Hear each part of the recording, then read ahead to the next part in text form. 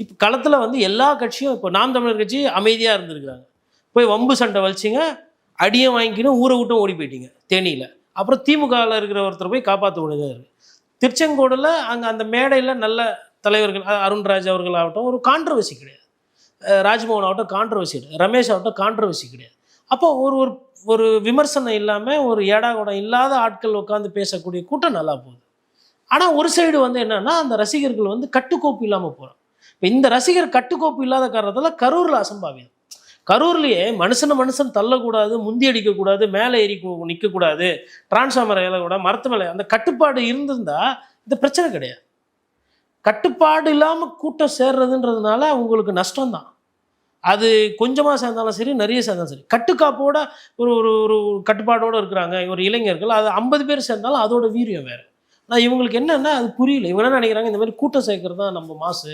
வர்றது வந்து குரங்கு சேட்டை பண்ணால் என்ன பண்ணுவீங்க நீங்கள்?